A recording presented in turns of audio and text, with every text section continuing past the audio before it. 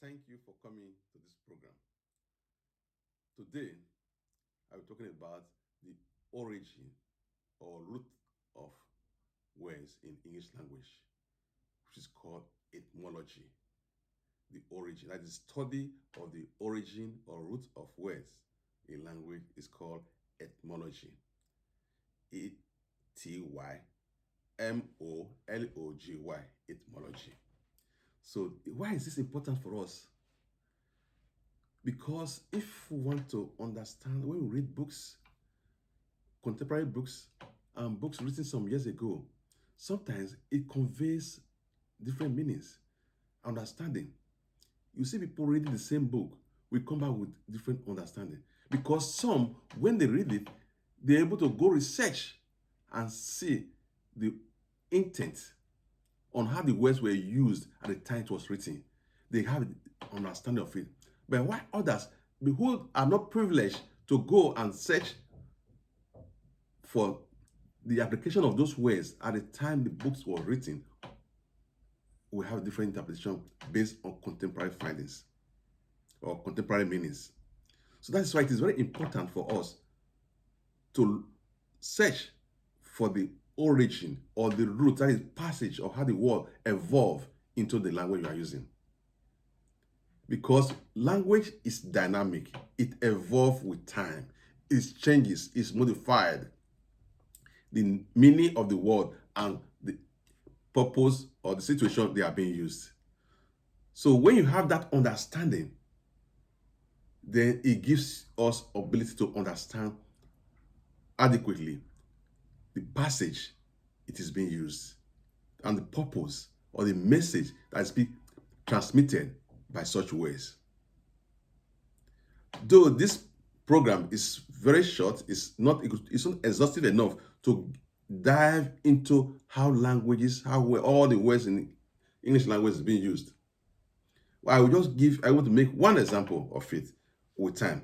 Before we go there, let us look. The language I'm talking about now is English.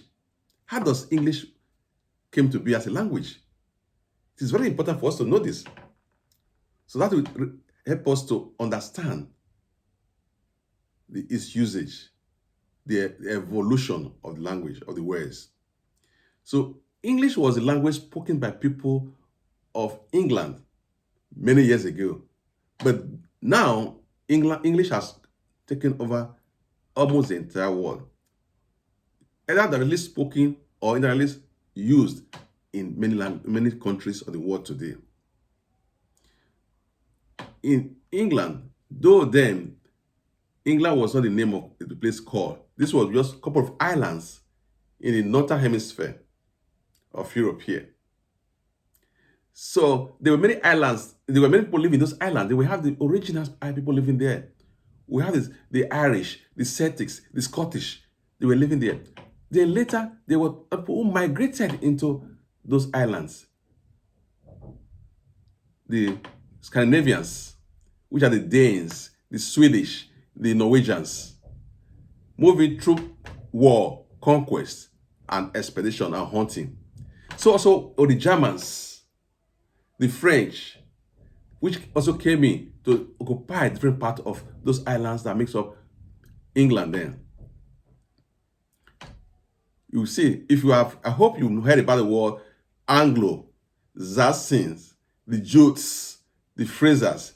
These were tribesmen. The Anglos, the Saxons, they were the Germans. The Frasers and the French and the Jutes, they were the Scandinavians that migrated into England. So then you have the Greek and the Romans also came because Rome was at the time the world empire. So you see different islands. Even one of the, you can even see the island of Insula, which is the island the Romans called the island of the Albinos, which they now call the Britannia. It was their province of Roman Empire around 55 BC. So that was many years ago. So you see this fusion of different tribesmen. Today we have nation state. Then we're not known as nation state. We're all tribes people. So you see this fusion of different tribesmen. Today we have nation state. Then we're not known as nation state. We're all tribes people. So you see this fusion of different tribesmen. Today we have nation state. Then we're not known as nation state. We're all tribes people. So the Germans, the French, the Scandinavian, they all migrated into England through hunting, expedition, conquest of different territories. But how will these people relate to themselves? That brought the fusion of different languages that makes the English we speak today. So have you understand, this is the root of English language. It has been influenced predominantly by these tribes people. So with that, the meaning of why it is being used in those tribe settlements now become the meaning of understanding in the enclaves we are talking about now. So having known that now, you see that language changes with time. Language is a living thing. It evolves with time. So you will see that, for example, let me give us a word that was being used in the older days and today, different, which has a different meaning. This is the word idiot. Today it connotes something of stupidity. It connotes somebody who is not intelligent. It connotes somebody with a very low understanding. Somebody who is foolish. But was idiot originally what it is today? Originally the meaning? Foolishness was originally the meaning? No. The word idiot is a Latin word from the Roman that was used that get itself into usage in English language. Idiot in the Roman Empire was, I'm talking about ignorance. Ignorance and stupidity, they are two different things. A lawyer could be ignorant in this medical profession. He's not stupid. A doctor could be stupid in engineering, mechanical engineering. Doesn't mean he's stupid. A farmer could be ignorant in astronomy. Doesn't mean he's stupid. So do you see, understand that? So in the Roman times, when they call someone stupid, it means you are a private person. You are ignorant in that area of understanding, of topic we're talking about now. But today, it is now the opposite. Can you see the movement, the evolution of words? So if we don't understand these roots, we get misunderstanding. Today, if you are reading a book written about 500 years ago with that understanding, what would you think? If you use idiots then, you would think it is talking about stupidity or foolishness. No, not at all. So Romans used the word idiot for commoners, private people, which means they are not exposed to such areas they are talking about. So you see why it is very important to have understanding of the roots of words. So no wonder then the Bible today, there is so many misconceptions. Sometimes people start arguing why it is the word of God, not the word of God. All the spiritual efficacy of the Bible because of the misunderstanding of the words as it is today. So to understand this, a farmer could be ignorant in astronomy. It doesn't mean he's stupid. So do you see, understand that? So in the Roman times, when they call someone stupid, it means you are a private person. You are ignorant in that area of understanding, of topic we're talking about now. But today, it is now the opposite. Can you see the movement, the evolution of words? So if we don't understand these roots, we get misunderstanding. Today, if you are reading a book written about 500 years ago with that understanding, what would you think? If you use idiots then, you would think it is talking about stupidity or foolishness. No, not at all. So Romans used the word idiot for commoners, private people, which means they are not exposed to such areas they are talking about. So you see why it is very important to have understanding of the roots of words. So no wonder then the Bible today, there is so many misconceptions. Sometimes people start arguing why it is the word of God, not the word of God, or the spiritual efficacy of the Bible, because of the misunderstanding of the words as it is today.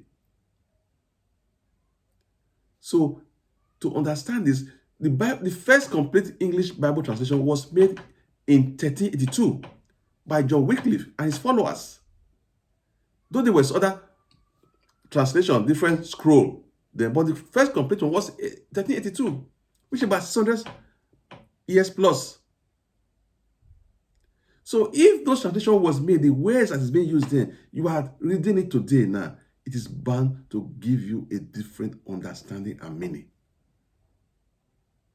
No wonder times then when some people who are privileged to go and read the circumstances those words were used, and how the understanding or usage, how those words were used in those time of writing or translation, when they're having their interpretation, then somebody else who is just reading the literary meaning today now will be arguing that this one is lying, this guy is misleading.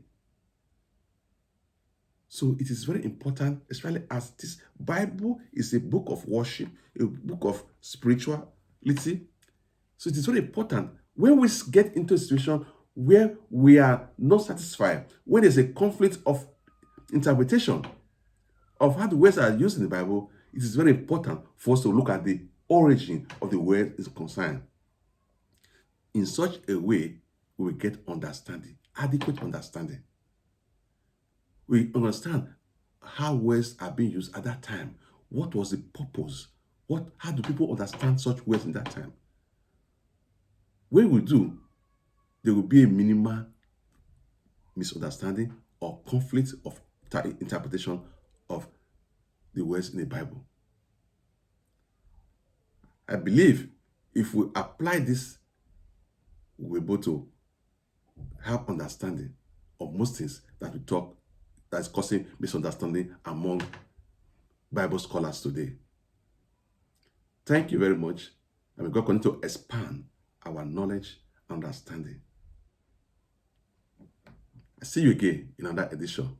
Probably there will be some other issues, other words of the Bible where we come in to expose the gay, to have an interpretation of it.